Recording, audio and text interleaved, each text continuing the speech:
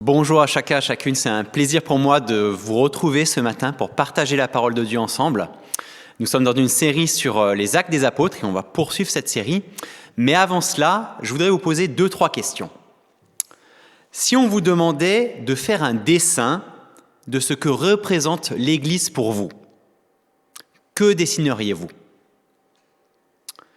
Quelle image vous vient à l'esprit en premier quand vous pensez à l'Église ? Dans le cadre d'une enquête sur l'image de l'Église en Angleterre, on a justement posé cette question à un groupe d'adolescents. On leur a demandé de dessiner ce que l'Église évoquait pour eux. On ne peut pas dire qu'ils avaient une image très positive de l'Église. Un jeune a dessiné une cage. Il a dit « Voilà ce que fait l'Église. Elle vous emprisonne. » Un autre a représenté un lion. Il a dit « L'Église vous dévore ». Peut-être que vous avez des sentiments comparables à ceux de ces adolescents anglais par rapport à l'Église. Peut-être que vous avez été déçus par l'Église dans le passé. Et à la lecture des premiers chapitres des Actes et la manière avec laquelle nous est décrite la toute première Église à Jérusalem, vous dites peut-être que ça devait être tellement bien d'être dans cette assemblée, dans cette Église. Après tout, il nous est dit, tous les croyants vivaient unis entre eux et partageaient tout ce qu'ils possédaient. Acte 2, verset 44. Ou encore, tous ceux qui étaient devenus des croyants vivaient dans une parfaite unité de cœur et d'esprit. Acte 4, verset 32. Qui ne voudrait pas faire partie d'une telle Église où il semble que l'unité règne pleinement ? Est-ce que cela veut dire que la première Église à Jérusalem était une Église parfaite, dont nous ne sommes qu'une pâle copie aujourd'hui, 2000 ans plus tard ? Je crois que ce serait une erreur de penser comme cela. D'ailleurs, Luc, l'auteur, celui qui a écrit les Actes des Apôtres, ne cherche pas à nous présenter une vision idéalisée, une vision idéale de l'Église de Jérusalem. Et on va le voir notamment à travers le passage de ce matin. L'Église de Jérusalem, il y a 2000 ans, comme celle de Grenoble aujourd'hui, n'était pas parfaite. L'Église de Jérusalem a aussi été confrontée à des tensions internes, des difficultés à l'intérieur même de l'Église. Et face à ces tensions internes, ces difficultés croissantes, elle a su réagir et chercher des solutions pour tenir ferme et aller de l'avant, malgré tout. Et c'est en cela, je crois, qu'elle est un véritable exemple pour notre Église 2000 ans plus tard.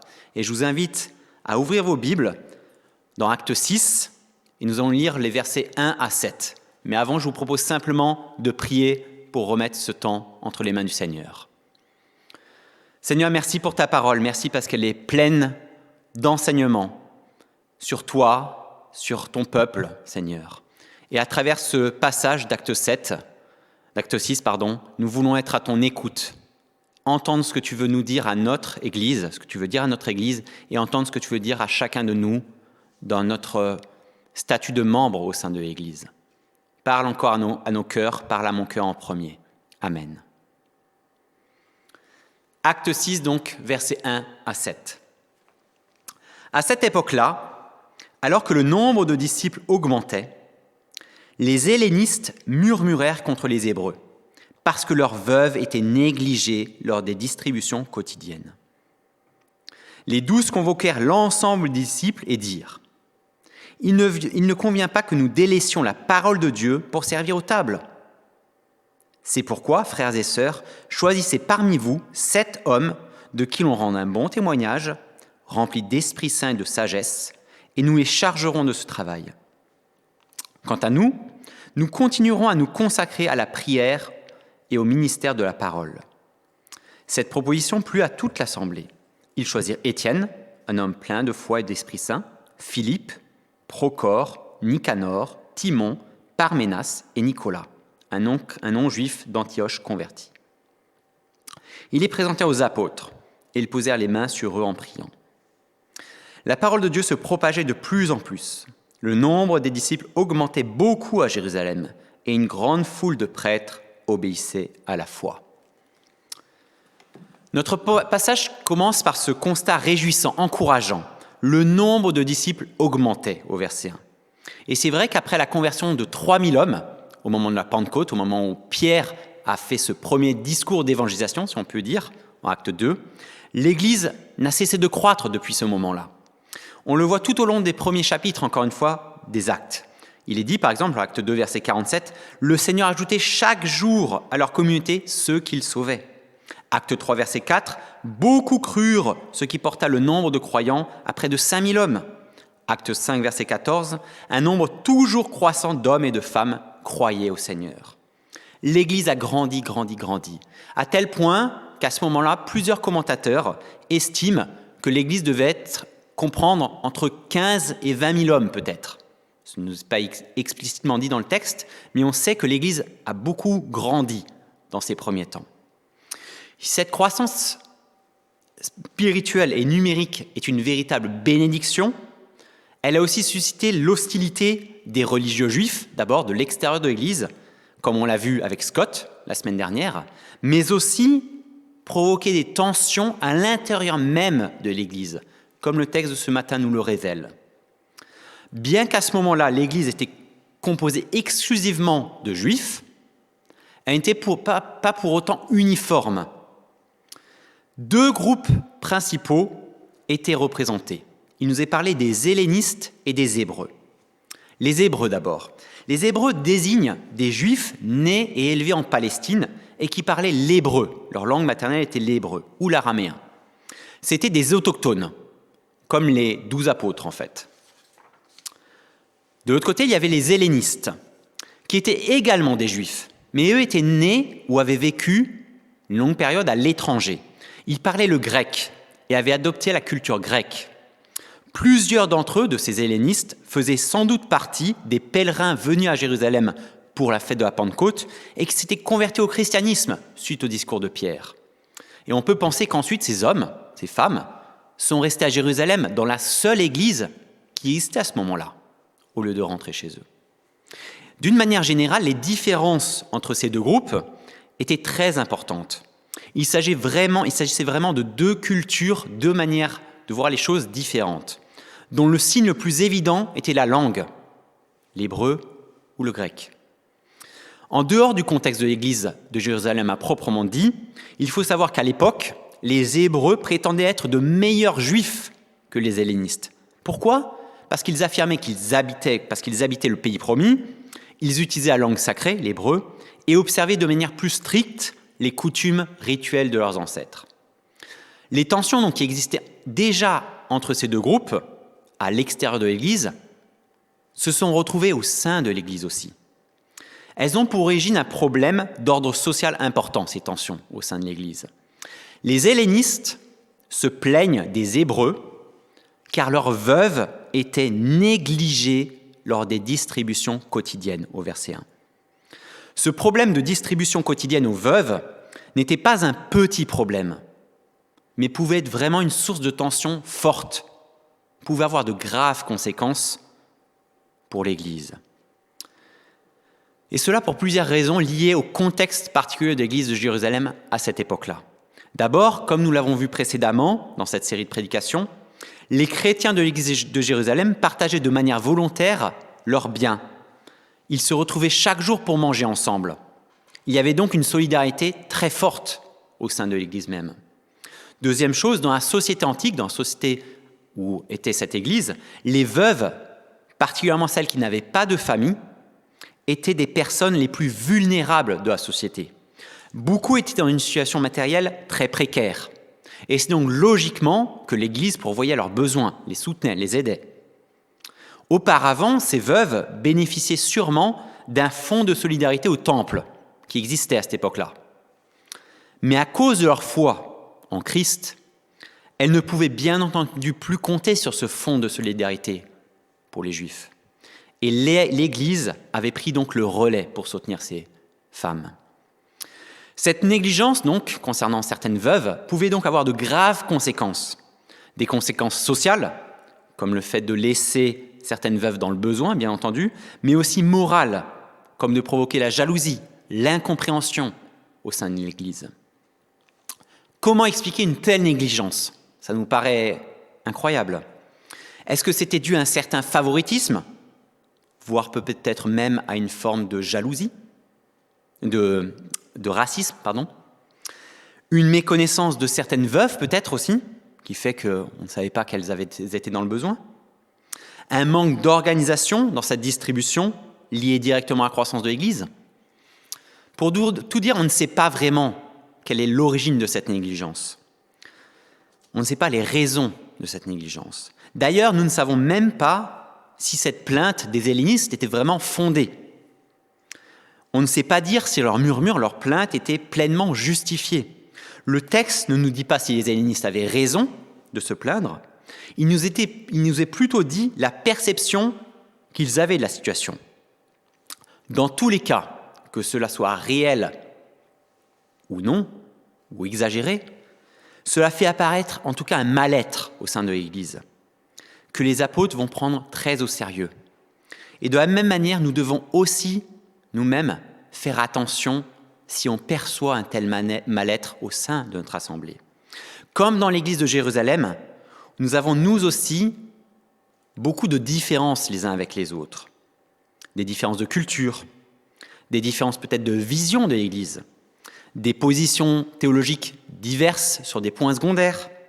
Et je crois que toutes ces différences font partie de la richesse de notre Église, mais peuvent aussi être, si on n'y prête pas garde, source de tensions, de difficultés au sein de l'Église. Et il est de notre responsabilité à chacun d'y faire attention pour le bien de l'Assemblée, pour le bien du corps local de Christ que nous formons les uns avec les autres. Par exemple, dans les années 70, donc il y a quelques dizaines d'années maintenant, de nombreux étrangers, surtout des Italiens, ont rejoint notre assemblée ici à Grenoble. Les Français de souche à cette époque-là n'entretenaient pas forcément de relations de très grande proximité avec ces étrangers arrivés en France. Et c'est alors que quelques-uns parmi les membres français ont exprimé leur lassitude d'entendre des prières ou des interventions au cours du culte de la part de personnes qui ne parlaient pas un français très correct et souvent avec un accent très prononcé.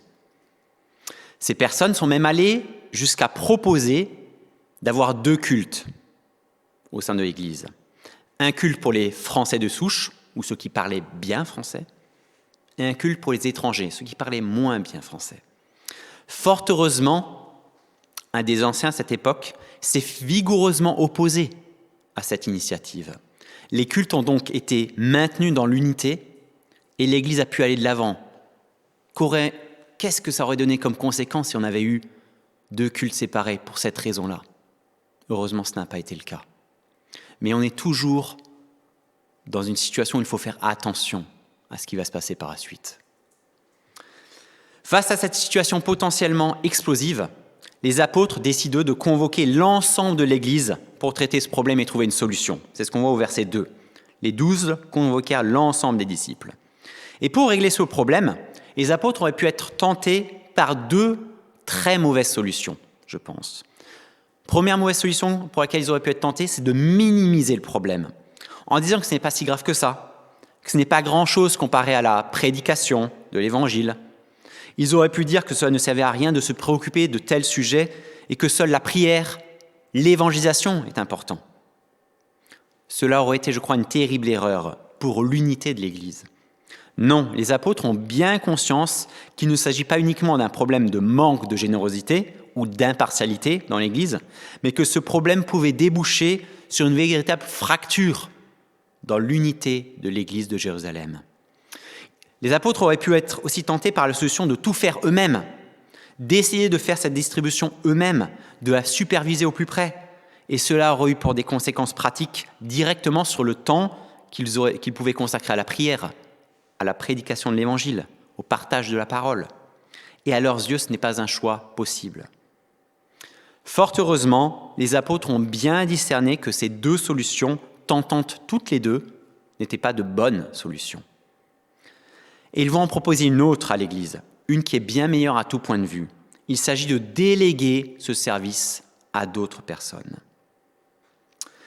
Pour à la fois répondre aux problèmes de négligence, source des plaintes des hellénistes et potentiellement qui pouvait déboucher sur une grave crise d'unité dans l'Église, et aussi ne pas surcharger les apôtres eux-mêmes qui étaient déjà bien chargés par leur ministère respectif. Les apôtres ont compris qu'il leur faut modifier l'organisation de l'Église dans la distribution quotidienne pour répondre à ce besoin avec impartialité. Et loin de vouloir tout contrôler, tout gérer, les apôtres multiplient les responsables et donnent très tôt donc un exemple de la complémentarité des services au sein d'une Église. Ce n'est pas à une même personne de tout gérer, ce n'est pas à un même groupe de personnes de tout faire. Il y a une complémentarité de services. Et on voit cette notion de complémentarité notamment dans les paroles des apôtres au verset 2, où ils évoquent deux types de services très clairement, le service de la parole et le service aux tables. Le service de la parole fait bien entendu référence d'abord au partage de l'Évangile, à l'enseignement de l'Église. Et les apôtres sont conscients de leur appel spécifique à ce service-là. Le service aux tables évoque sûrement dans nos esprits l'idée de plusieurs rangées de tables, où les veuves auraient pris place et où elles attendaient que les apôtres les servent d'une certaine manière. Mais il ne s'agit sûrement pas de cela. Pourquoi ? D'abord parce qu'on ne mangeait pas à des tables à cette époque-là, sauf à des tables basses lors de banquets, lors de fêtes. D'autre part, le mot utilisé pour parler des tables dans le texte désigne aussi les tables utilisées à cette époque-là pour faire le changement de monnaie, les tables de change de monnaie. Et il s'agit donc sans doute plus, quand on parle de service des tables à ce moment-là, il s'agit sans doute plus vraisemblablement de tables où on distribue un secours financier aux nécessiteux. Ces deux services, en tout cas, sont deux manières de servir Dieu et ceux qui lui appartiennent. Que ce soit celui qui sert la parole ou celui qui sert aux tables, tous les deux remplissent un service pour Dieu et pour l'Église. Et c'est ça qui est essentiel à retenir. À propos de cette notion de service, écoutez ce que dit un auteur anonyme dans son livre « Radicalement ordinaire ». Il écrit « Dans un sens, nous préférions entendre Jésus nous dire de renoncer à nos pères et mères, à nos maisons et à nos biens pour le bien de l'Évangile, que de l'entendre nous dire de laver les pieds de quelqu'un. L'abnégation radicale donne un sentiment d'aventure. Mais dans le service, nous n'éprouvons que les nombreuses petites morts que sous-entend chaque dépassement de soi. Le service nous bannit vers le banal, l'ordinaire, le dérisoire. Se renier soi-même ? Voilà ce qui rend le service si difficile. Il est parfois bien plus facile d'entendre la voix de Dieu et d'y obéir lorsqu'il demande de tout quitter pour se rendre dans une tribu africaine que de laisser la voiture à ma gauche passer devant moi. Ne serait-ce pas confortable pour moi de travailler dans un ministère ouvertement chrétien que d'empiler les chaises dans la salle de pause d'un lieu de travail séculier ? Est-ce que mon orgueil se rebelle quand je pense à servir comme le Christ a servi ? Comment vivons-nous notre service ? De quel ordre qu'il soit ? Comment vivons-nous notre service les uns envers les autres ? Au verset 3, il est dit que les personnes chargées de ce service aux tables doivent posséder 4 caractéristiques en particulier. D'abord, choisissez parmi vous. Ils doivent être d'authentiques chrétiens, sauvés par grâce, choisis au sein de l'Assemblée, au sein de l'Église. De qui l'on rende un bon témoignage. Ces personnes doivent avoir une bonne réputation, c'est-à-dire être exemplaires, faire preuve d'une honnêteté irréprochable, de manière à ce qu'on leur fasse confiance, que l'Église leur fasse confiance dans ce service. Remplis d'Esprit Saint, ils doivent être dirigés par le Saint-Esprit dans leurs décisions, lui laisser toute sa place dans leur vie. Tant dans le service de la parole que dans le service aux tables, celui ou celle qui est au service doit être rempli du Saint-Esprit, pleinement, même pour un service pratique. Remplis enfin de sagesse. Ils doivent être doués d'esprit pratique, d'une honnêteté intellectuelle et d'un discernement qui leur permettront d'être équitables dans leur service. Ils doivent être capables d'évaluer les situations, de prendre les bonnes décisions. Les caractéristiques voulues par les apôtres pour ce service sont intéressantes. Ils n'ont pas cherché les plus habiles ou ceux qui savaient le mieux compter. Non. L'accent est mis sur les critères moraux et spirituels, même si la tâche, le service concerné, est avant tout pratique. Compte tenu de la tâche qui les attendait, ce sont des valeurs morales, spirituelles qui comptaient d'abord. Et c'est un enseignement pour nous, je crois, aujourd'hui encore. Il ne suffit pas de choisir celui qui, par sa profession, par exemple, est familiarisé avec les questions d'argent, les opérations comptables ou l'administratif, pour telle ou telle tâche pratique dans l'Église. La notion spirituelle, les qualités morales sont essentielles aussi dans nos choix. Pourquoi 7 hommes exactement sont chargés de ce service ? Plusieurs tentatives d'explication ont été données. L'une d'entre elles, qui me semble peut-être la meilleure de mon point de vue, c'est de se dire qu'il y avait peut-être 7 hommes pour 7 jours de la semaine. À tour de rôle, ces hommes se chargeaient de cette distribution quotidienne. Encore aujourd'hui, je crois, nous devons avoir le même discernement que les apôtres à ce moment-là concernant le service dans l'Église et mettre la priorité sur le service. Nous devons mettre la priorité sur le service de la parole, bien entendu. Comme l'écrit Marc Devers dans son livre « L'Église bilan de santé », l'Église trouve sa vie dans les Écritures. Elle découvre quelle est sa destinée en mettant en pratique et en exposant la parole de Dieu. Le travail de l'Église est d'écouter et ensuite de se faire l'écho de ce qu'elle a entendu. Le défi le plus important que les églises d'aujourd'hui doivent relever n'est pas de trouver comment être pertinente, stratégique, sensible ou même avisée, mais d'arriver à comprendre comment être fidèle, écouter, faire confiance et obéir. La parole de Dieu est au centre du service dans l'Église. Mais nous devons aussi mettre de la même manière la priorité sur le service aux tables. Nous ne devons pas minimiser les sujets d'ordre plus pratiques ou administratifs au sein de l'Église, car ce serait moins spirituel que la prédication ou la prière, par exemple. Ce serait une erreur. Nous devons aussi y faire attention. La proposition des apôtres est acceptée par toute l'Église, qui la met en place sans attendre. 7 hommes sont donc choisis. Il s'agit d'Étienne, Philippe, Procore, Nicanor, Timon, Parménas et Nicolas. Et les commentateurs remarquent que ces 7 hommes portent tous des noms grecs et que l'un d'eux, Nicolas, est même d'origine païenne. Il semble que l'Église a choisi de manière intentionnelle pour ce service uniquement des personnes provenant du groupe des hellénistes, le groupe qui était lésé. Parmi ces 7 hommes, on retrouvera les 2 premiers dans la suite du récit. Étienne, dont il est dit qu'il était plein de foi et d'Esprit Saint, au verset 5, sera le tout premier martyr chrétien, comme on le verra avec Raph la semaine prochaine au chapitre 7. Philippe, lui, témoignera de l'évangile aux Samaritains, puis à l'eunuque éthiopien au chapitre 8.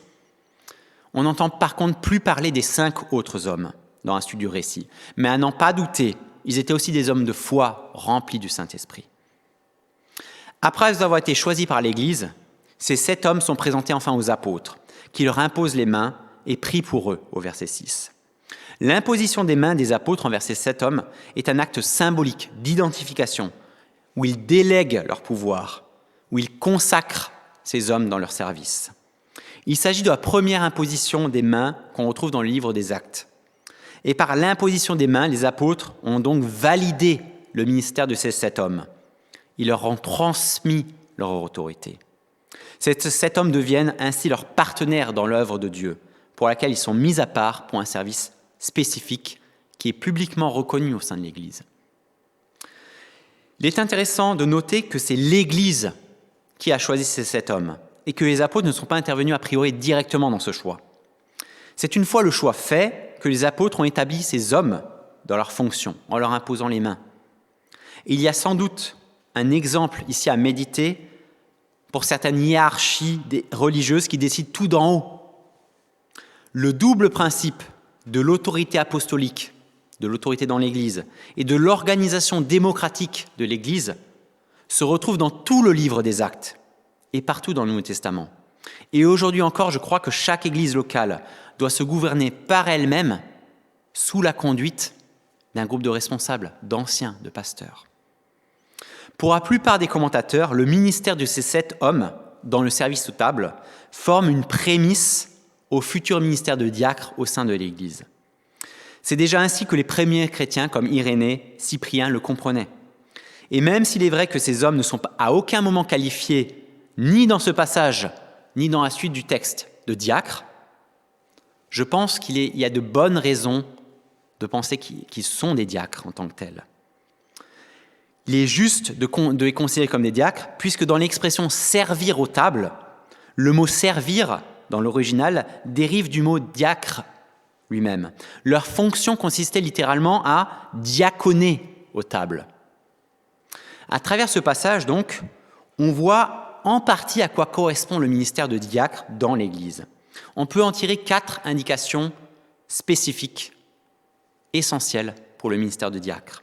D'abord, le ministère de diacre, c'est un ministère concret. Il s'occupe des besoins physiques, administratifs, pratiques de l'Église. Ils prennent soin de besoins concrets. C'est un ministère spirituel. Ces hommes travaillaient pour que la distribution quotidienne soit plus équitable. C'est un fait. Mais pourquoi était-ce si important ? Parce que cette négligence d'ordre matériel était à cause d'une division spirituelle au sein de l'Église. C'est un ministère aussi de leadership. Ces 7 hommes ne faisaient probablement pas tout le travail eux-mêmes, vu la taille énorme de cette Église de Jérusalem. Ils repartissaient plutôt les tâches entre différents chrétiens dans l'Église et s'assuraient que le travail soit bien accompli. Ils étaient forcément dans un rôle de leader au sein de l'Église. C'était aussi enfin un ministère de soutien. Ces hommes ont été désignés pour soulager, soutenir le ministère des apôtres.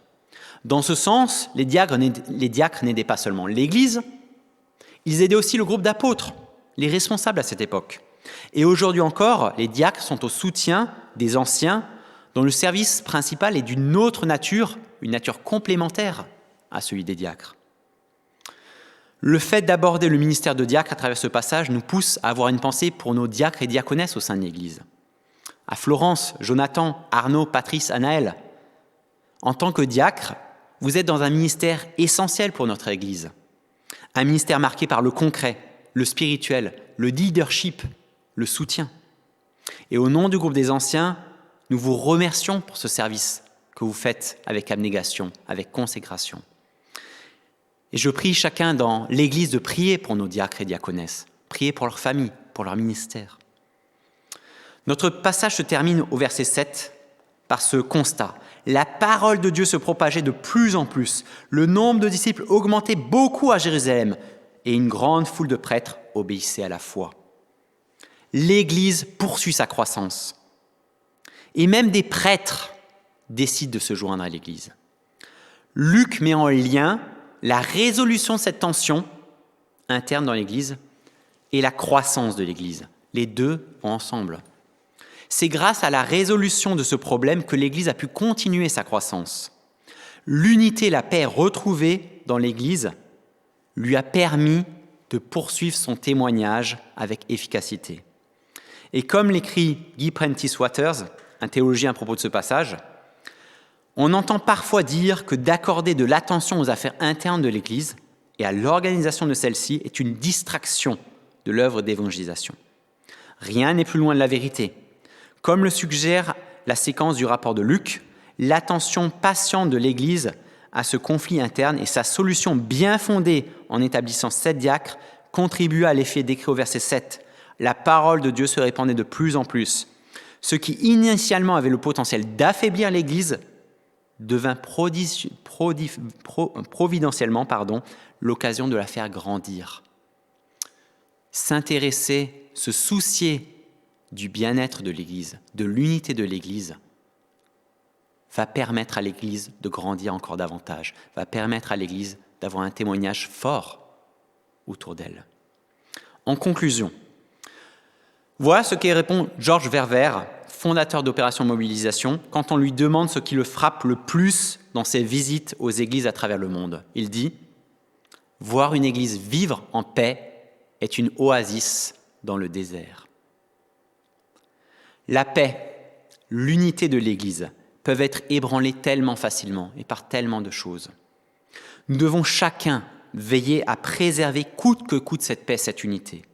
Et pour cela, suivons l'exemple de l'Église de Jérusalem, qui n'était pas parfaite, mais qui nous donne l'exemple d'une Église qui a bien réagi face aux tensions internes. Comment elle a bien réagi ? D'abord, elle a pris conscience du problème sans se voiler la face. Ensuite, elle a proposé une solution adéquate, innovante, en créant un nouveau ministère spécifique pour résoudre ce problème. Et enfin, elle a su mettre en place cette solution de manière efficace. Cela a permis à l'Église de Jérusalem de continuer à rayonner dans la ville, de poursuivre sa croissance numérique et spirituelle devant Dieu.